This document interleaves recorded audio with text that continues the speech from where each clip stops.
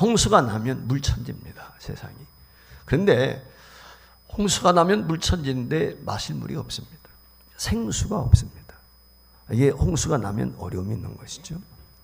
이 마이크가 좀 밑에 앞에 거 다 꺼주세요. 안 꺼주는 것 같은데 앞에 것들 다 끄세요. 아예 전체 다 끄시면 돼요. 그 다음에 이제 오늘날 사람이 참 많죠. 굉장히 많은데 기업들이 인재를 구합니다. 근데 사람이 없다고 그래요. 이해가 안 가죠. 취업하기를 원하는 사람들 얼마나 많습니까? 근데 취업하기를 원하는 사람들이 직장이 없다고 그래요. 일할 곳이 없다고 그런다. 왜 이런 현상이 우리에게 일어나는가? 놀라운 일이 하나 있는데 그게 뭐냐면 며칠 전에 보니까 우리나라의 대기업 있지 않습니까? 대기업들. 삼성이라든지 현대나 쌍용이라든지 뭐 LG 이런데 대기업에서 인재를 이렇게 영입을 했어요. 신입사원들을 뽑았어요. 근데 1년 미만에 관두는 사람이 21%예요. 10명 뽑았는데 2명이 관두는 거예요. 1년 미만에. 5년 내 이직률이 60%까지 갑니다. 놀랍죠 이게? 왜냐하면 그 좋은 직장 들어가기 위해서 머리팀에 그냥 공부들 하거든요. 근데 떠나는. 공무원 되기 쉽지 않죠. 그런데요, 공무원들 가운데 5년 이내에 관두는 사람이 45% 이상이에요. 10명에서 절반 정도가 관두는 것입니다. 이유가 뭘까요? 여러분, 오늘날 젊은이들이 좋은 직장에 들어가는데 바늘이 낙타기 빠져나가는 것보다 더 어려워요. 그렇게. 얼마나 많은 대학이 있고 얼마나 많은 학생들이 쏟아져 나옵니까? 근데 인재 구하기가 어렵다. 사람 구하기 어렵다. 라고 하는 거거든요. 여러분 보세요. 정부에서 개각을 내잖아요. 장관 1명 세우는데요, 청와대를 비롯해서 민정수석 인선위원회에서 이 사람 저 사람 다 점검을 하죠. 근데 한 사람 세우기 어려워요. 여러분 5천만이 넘는 대한민국 사람 가운데 장관 한 사람 세우기가 어렵다니까요. 그래서 장관 한 사람 세우는데도 청문회 하게 되면 어떻습니까? 부격적자들이 많아가지고 중도 탈락하는 경우 많단 말이죠. 이렇게 사람을 필요하는데 적재적소에 쓸만한 인재 구하기가 어렵다라고 하는 것입니다. 그런데요, 하나님도 지금 사람을 찾고 계십니다. 하나님 나라도 구인난을 겪고 있습니다. 지금 교회가요, 쓸만한 교육자 구하기가 어렵습니다. 교육자들이 자기가 사역할 만한 교회를 구하기가 어려워요.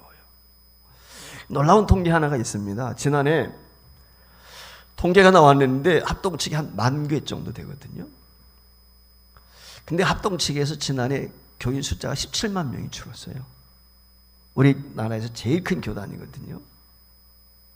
그러니까 교인이 줄고 있고, 여러분 아시는 것처럼 1년이면 신학교 졸업하는 친구들이 수천 명.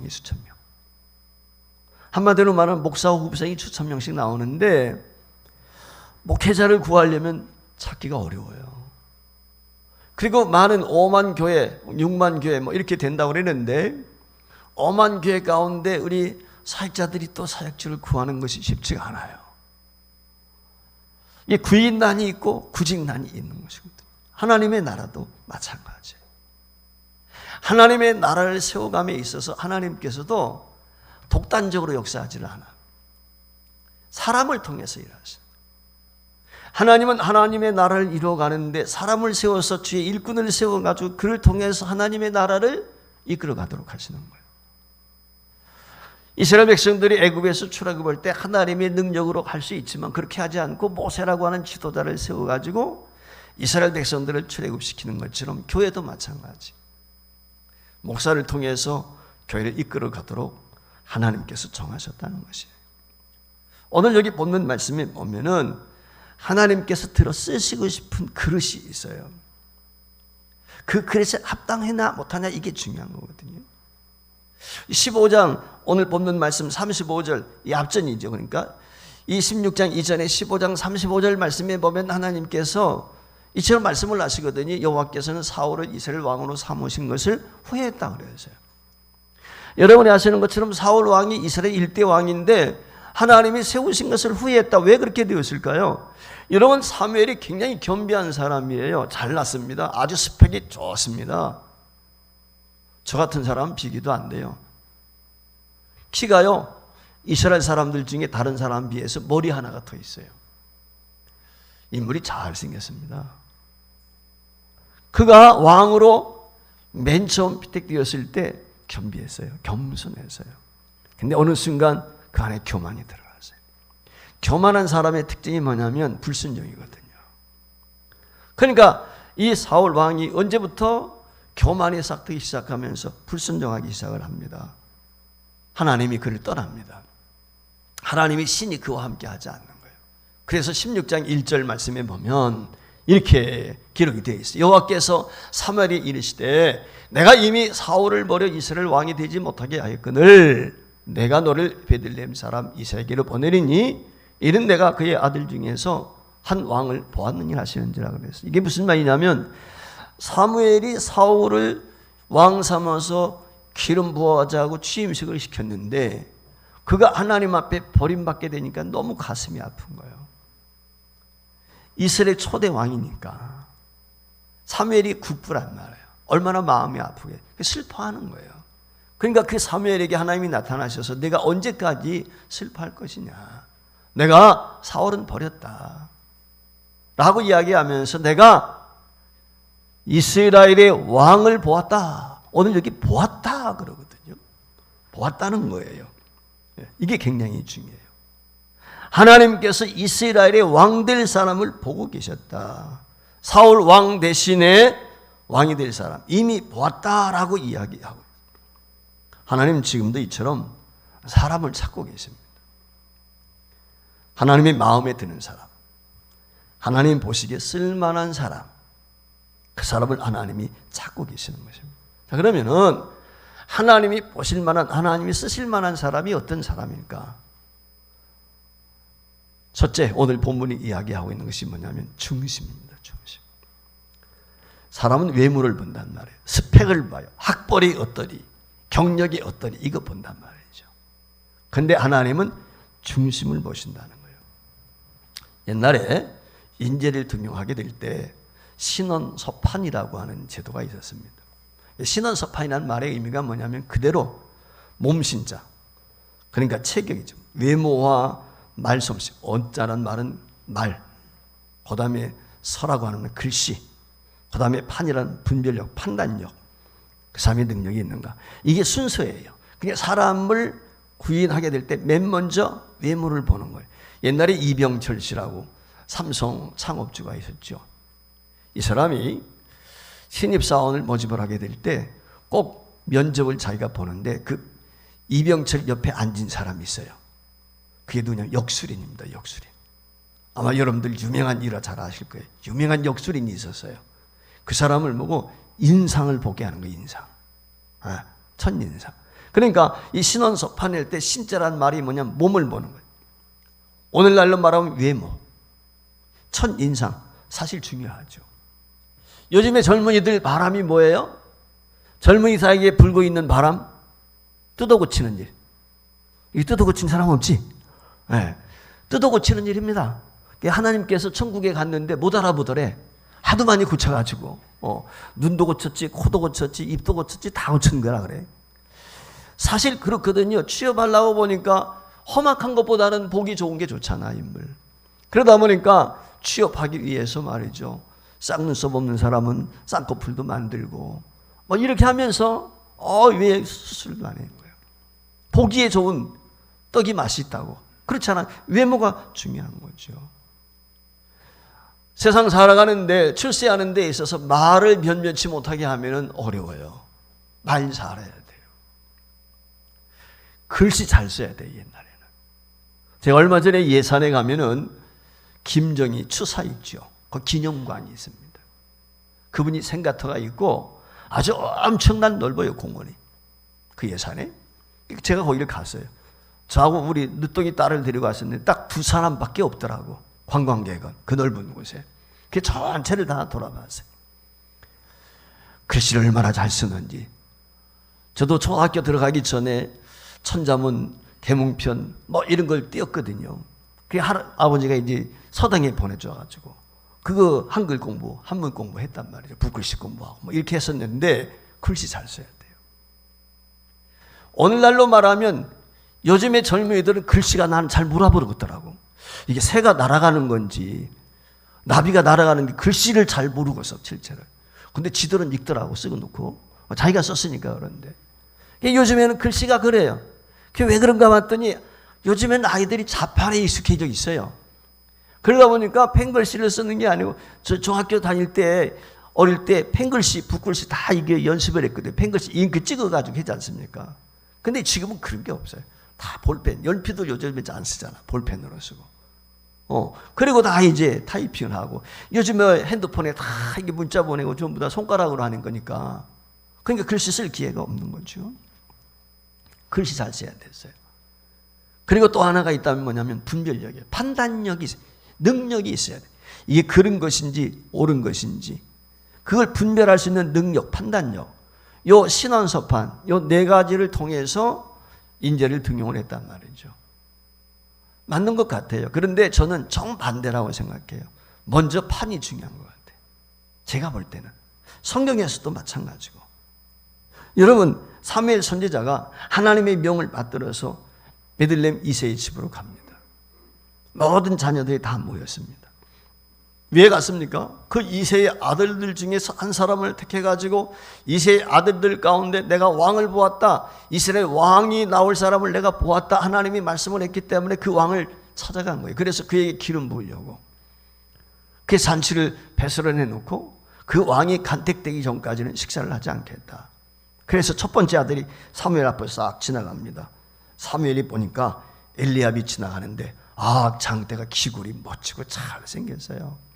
외모가 특출나서요. 사울에 비해서 조금도 손색이 없어. 그래서 이 사람이구나 생각을 하고 기름을 부어가지고 그를 왕으로 삼으려니까 하나님이 너 아니다 그러는 거예요. 그게 두 번째 아들이 지나갑니다. 아비나답이 지나가는 거예요. 두 번째 아들이.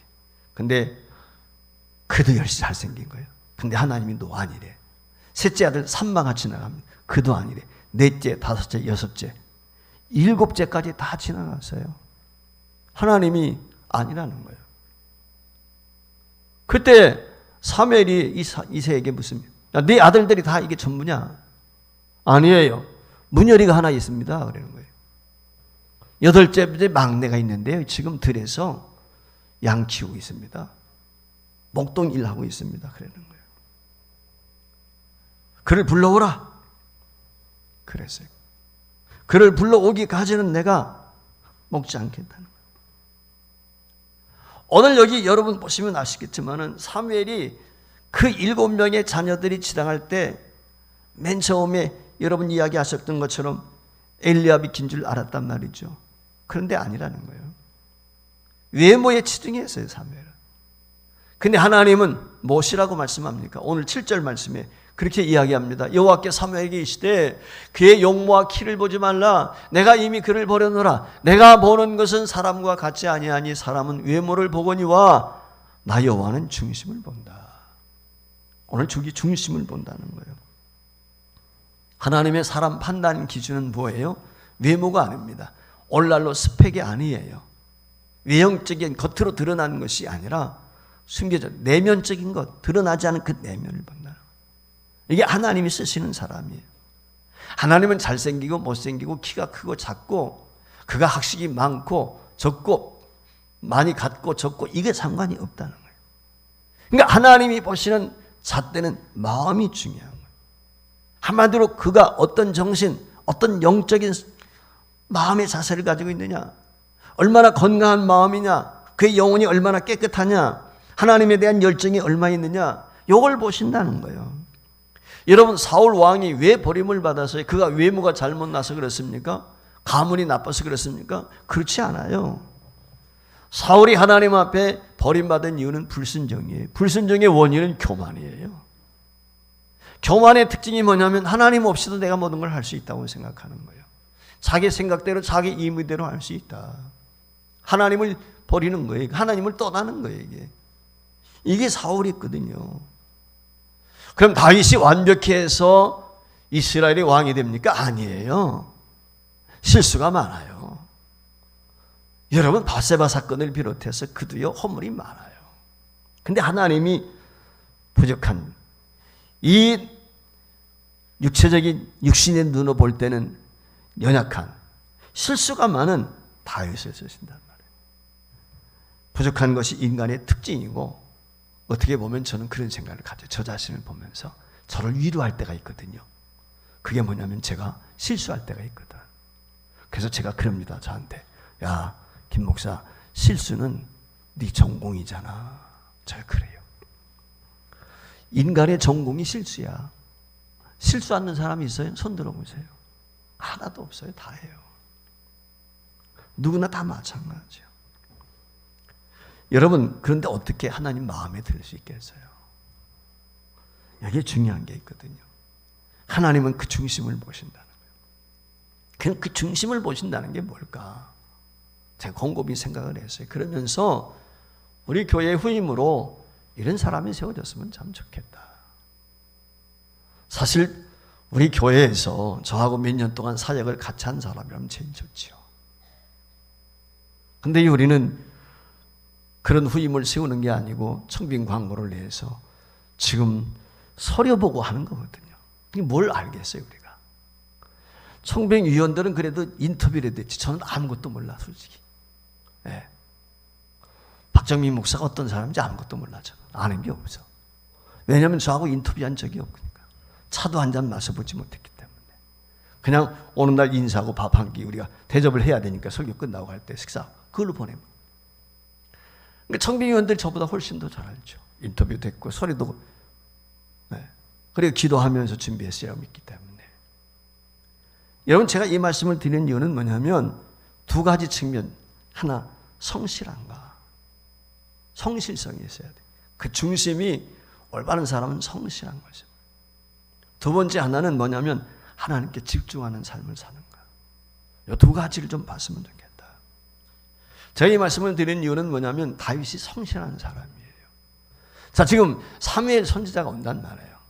자기 집에서 잔치가 벌어져. 그런데 다윗이 어디가 있어요? 들판에 가서 양치고 있어요. 여러분, 이때 다윗의 나이가 몇 살이나 됐겠어요? 제가 볼 때 한 15세 전후였으리라고 생각이 돼요.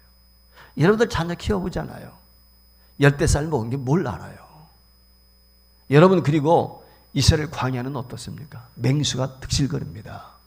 전갈이 있고요. 독사가 있고요. 그런데 그 양새끼, 송아지 새끼, 염소 새끼들 그걸 돌보고 혼자 그것도. 저는 아버지가 괘씸해요, 이세계. 저는 막내 보니까 그냥 눈에 넣어도 안 아프던데. 막내는. 그런데 어떻게 그걸 다리 형들은 다 잔치에 참여하는데 그 막내를 말이지. 그렇지 않아요. 이 말의 의미가 뭐예요? 다윗은 아버지한테 인정을 못 받았다는 거예요. 한마디로 말하면. 그런데도 불구하고 형들은 지금 잔치 상 먹겠다고 집에 다 모여 있는데 자기는 아버지가 시켰다고 가서 양 치고 있는 거예요. 키우고 있는 거예요. 이 친구도 도망갈 수 있어요. 에라 모르겠다. 그러면서 다른 제 친구들하고 어울려 놀 수 있어요. 그 나이에요. 그런데 그들을 돌봅니다. 그것뿐이 아니에요. 참 생각할수록 괘씸해요, 이새가. 이게 진짜 아버지가 맞나 그런 생각이 들어. 왜냐하면 이 이새의 큰아들들 비롯해가지고 서너 명이 군대 나갔거든. 블레셋과 전투를 하는데 그 전쟁터가 궁금한 거예요. 형들이 죽었는지 살았는지 잘 지냈는지. 그래 궁금하니까 여러분 군대 나가지 않은 넷째, 다섯째, 여섯째도 있잖아요. 일곱째도 있고. 그런데 누구를 심부름 보내? 그 군대에, 그 진영에 화살이 날아다니고 칼이 날아다니고, 지금은 총이 없지만 그때는 이게 싸움판인데 그 싸움판에 10살 먹은 다윗을 보낸다고요. 한마디로 말하면 사지에 보내는 거예요. 화살에 맞아 죽을 수도 있지. 적군의 칼에 죽을 수도 있다고. 여러분, 이새가 다윗을 귀하게 봤다면 그런 자리에 보내겠어요? 형들이 있잖아요. 형들이, 다른 형들이. 그런데 다윗을 심부름꾼으로 보내요. 근데 다윗이 어떻게 해요? 가요. 이게 다윗이에요. 아버지 말씀에 순종해요. 왜 날 보냅니까? 형들 보내세요. 아마 저 같았으면 그랬을 것 같아. 왜 사지로 나를 몰아넣습니까? 그렇지 않아요? 여러분 만약에 전투가 벌어진다면 아직 어린 소년인데 그 끔찍한 장면을 목격해야 되는 거 아니겠어요? 참 이새가 악독한 사람이다. 애비로서는 부적격이다. 제가 볼 때. 전 그런 생각을 가졌어요. 솔직히. 그러면서 이런 예비는 되지 말아야지. 혹시라도 이런 예비가 있다면 여러분들 회개하세요. 네. 그분이 아니에요. 다윗이요. 사울 왕의 악사가 됩니다. 악사. 악기 켜주는 거예요. 여러분 아시는 것처럼 사울이 교만한 마음이 들게 되니까 악신이 들렸어요. 귀신이 들려가지고 그를 조종하는 거예요. 그게 미친 거예요. 한마디로 말하면. 그런데 다윗이 악기를 켜면 잔잔해지는 거예요. 여러분 아시는 것처럼 그 다윗이 악기를 킬 때 사울이 창을 던져가지고 다윗을 여러 번 죽이려고 했어요. 그래도 다윗은 묵묵히 그를 끝까지 감당을 해요. 저는 그 모습을 보면서 아니 이렇게 우직할 수가 있을까? 저도 많은 교육자들 경험해 봤잖아요. 사역자들도 보고 교회 일꾼들도 보잖아요. 오직하게 처음부터 끝까지 충성하는 사람 많지 않아요. 근데 다윗은 끝까지 충성했어요. 교회도 그렇잖아요. 교회가 좋네 나쁘네 말들이 많잖아요. 끝까지 충성하는 것 쉽지 않거든요. 근데 다윗은 최선을 다했어요. 사랑하는 여러분, 성실성은 환경이 들어대도 그 어떤 것이 와도 변하지 않는 거예요. 주위 사람들이 우리 흔들 때 있거든요. 목회하다 보면은 별의별 일 다 있죠. 100명이면 100사람이 다 달라요. 부교육자하고 담임 목사는 하늘과 땅입니다. 모든 걸 담임 목사가 해야 되는 거예요. 그러니까 부교육자는 비교가 안 되는 거지. 세상 표현으로 말하면 부교육자는 놀고 먹는다면 담임 목사는 모든 걸 책임져야 되는 거예요. 그 위치에 있단 말이에요. 그러니까 골병 드는 거예요. 세상 표현으로 힘들고. 여러분들이 볼 때는 어떨는지 모르겠지만 잠도 제대로 자지 못할 때 많고 힘들 때 많죠. 그때 그 묵묵히 최선을 다할 수 있는 거예요. 성실성. 눈이 오나 비가 오나 어떤 상황이 있든지 간에 끝까지 최선을 다해서 성실하게 일할 수 있는 사람. 이 사람이 세워져야 돼요. 그 다음에 두 번째, 하나님이 중심을 보신다고 하는데 이 말은 하나님께 집중하는 사람. 이게 두 번째 특징입니다. 방송실 띄워주세요. 하나님께 집중하는 사람. 이게 중요한 것입니다. 하나님만이 전문가는. 우리 사도행전 13장 22절 말씀에 보면 하나님께서 이런 말씀을 했어요. 내가 이새의 아들 다윗을 만나니 내 마음에 맞는 사람이라 내 뜻을 다 이루리라 그랬어요. 하나님 마음에 쏙 들었다는 거예요. 내 마음에 맞는 사람. 이거 영어 성경을 보니까 after my heart란 말이 써 있어요. 이 말의 의미가 뭐냐면 하나님의 마음을 쫓아가는 사람. 다시 말하면 하나님의 마음을 따라가는 사람. 그러니까 즉 주님의 마음을 담고자 하는 거예요. 너희 안에 이 마음을 보라. 곧 그리스도 예수의 마음. 주님 담고자 하는 마음. 이게 다윗이 있었단 말이에요. 이 사람의 마음의 생각은 항상 주님을 담고자 하니까 주님밖에 없어요. 하나님밖에 없는 것입니다. 그러니까 하나님이 뭘 원하실까? 하나님께서 기뻐하시는 것이 무엇일까? 하나님의 뜻이 어디에 있을까? 항상 이것 생각하는 거죠. 하나님께 집중하는 것입니다. 오직 하나님. 그래서 한마디로 말하면 하나님 앞에 사로잡히는 거예요. 그러니까 쉽게 말하면 하나님 앞에 올인하는 거예요. 올인하는 거. 죄송한데 이제는 그런 목회자 찾아보기 어려워요. 저 때만 해도 그랬습니다. 가정보다는 교회가 우선이었어요. 가족보다는 교인이 우선이었어요. 솔직히 저도. 그래서 아이들하고는 휴가 때 놀러 가지 못해도 교인들 돌아보고 저 휴가라고 했죠. 한 번도 휴가 제대로 가본 적이 없어요. 농어촌교회라든지 이런 게 다 방문해서 위로해주고 격려해주고 밥 사주고 다 그러면서 오직 교회밖에 몰라서. 근데 요즘에는 안 그래요. 요즘에 젊은 교육자들이 놀 거 다 놉니다. 옛날하고 완전히 달라요.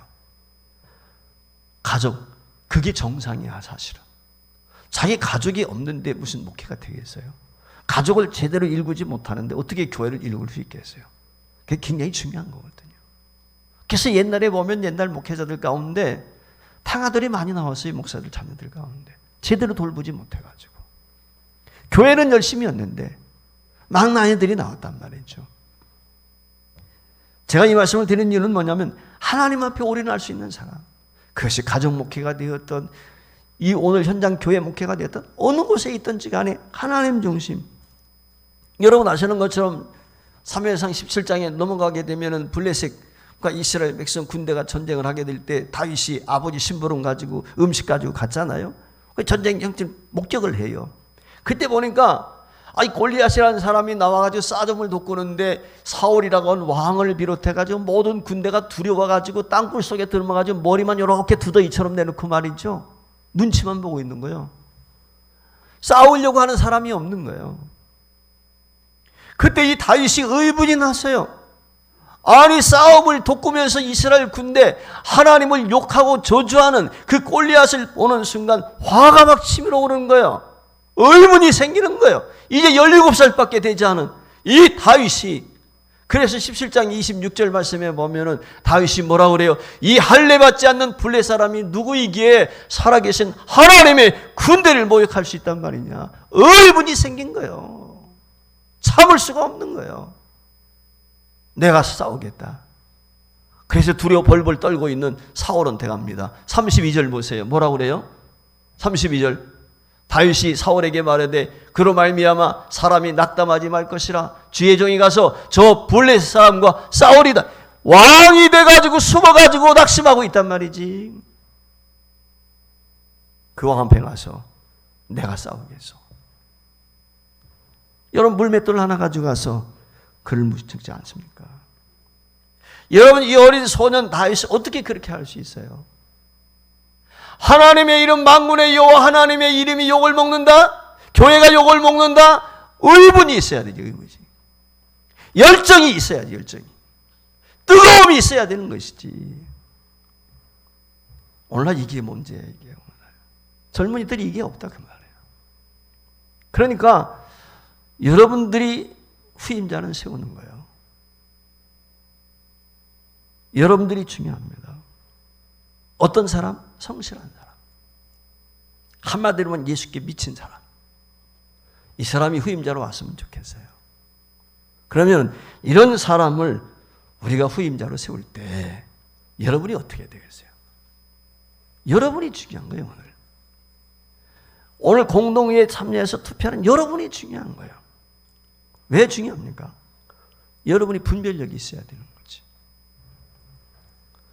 여러분들이 투표하게 될 때 이 사람이 정말 우리 교회에 합당한 사람인가? 그렇지 않은가? 그러니 어떻게 해야 돼? 기도해야 되죠. 말씀 묵상해야 되죠. 여러분들이 기도한 것만큼 하나님이 역사하시라고 믿어요. 저는. 여러분들이 후임을 위해서 어떤 마음을 가지고 사모하는 마음 가지고 우리 교회 1년 있다가 그냥 가는 거 아니잖아요. 후임 목사는 게 어쩌면 평생을 같이 갈 수도 있거든요. 저도 횟수로 19년 있었잖아요. 그와 간에 큰 의미 없었겠어요? 다 있죠, 누구든지. 하나님이 함께 하시는 사람. 오늘 사무엘처럼 인간적인 외모, 스펙, 경력 이게 중요한 게 아니야. 제일 중요한 건 뭐예요? 중심이에요, 중심. 그렇기 때문에 여러분들이 제일 중요한 게 뭐냐? 분별력이 필요한 것입니다. 분별력. 지혜가 필요하단 말이죠. 예배 끝나면 바로 공동회에 들어가겠지만 기도하세요. 그리고 하나님의 뜻을 구하세요. 정말 이 사람이 우리 교회에 합당한가? 아닌가? 우리 교회가 이 사람을 세웠을 때 미래가 어떻게 될 것인가? 자, 제가 중요한 시 하나를 발굴했어요. 여러분들에게 같이 봤으면 좋겠어요. 굉장히 중요한 시야. 보세요. 정현종이라는 시인이 쓴 것입니다. 방문객이라는 시. 자, 같이 읽어볼까요? 사람이 온다는 건 실은 어마어마한 일이다. 그는 그의 과거와 현재와 그리고 그의 미래와 함께 오기 때문이다. 한 사람의 일생이 오기 때문이다. 부서지기 쉬운, 그래서 부서지기도 했을 마음이 오는 것이다. 그 갈피를 아마 바람은 더듬어 볼 수 있을 마음. 내 마음이 그런 바람을 흉내난다면 필경 환대가 될 것이다. 그렇습니다. 사람이 중요해요. 사람. 옛날에 그랬어요. 잘 되는 집안은 사람이 잘 들어와야 된다는 거예요. 며느리가 잘 들어와야 돼. 며느리가 들어오면 어떻게 돼요? 곡간 열쇠 며느리에게 바로 줘요? 안 줘요. 사실 교회도 마찬가지예요. 교회도. 후임 목사한테 바로 바톤 터치가 쉽지 않은 거거든요. 경험을 해보고 주는 거죠. 똑같은 거예요. 여기 정현정 시인이 쓴 이 시 참 중요해요. 거기 큐를 한번 다시 띄워줘 봤으면 좋겠어요. 앞에 한번 띄워줘 보세요. 다시 한번. 이 보세요. 그 앞절에, 여기 제일 중요해요. 어마어마한 일이다 그래. 사람이 오는 거. 한 사람이 왜? 그의 과거와 현재와 미래가 함께 온다는 거예요. 그의 마음이 다 온다는 거예요. 그게 얼마나 중요합니까? 사울은 과거는 좋았어요. 잘났어요. 가문도 좋아요. 세상 많은 스펙도 있고 경험도 다양해. 오늘로 말하면. 근데 미래가 없습니다. 사울은 문열이야. 인정받지 못했어요. 어린 나이예요. 그러나 사울의 다윗의 특징은 미래가 있습니다. 비전이 있단 말이에요. 교회도 마찬가지요. 비전 있는 목회자. 과거가 중요한 게 아닙니다. 그거 없어도 돼요. 그래서 여러분의 분별력이 필요한 것이에요. 여러분의 지혜가 필요한 것입니다. 하나님 앞에 구하세요.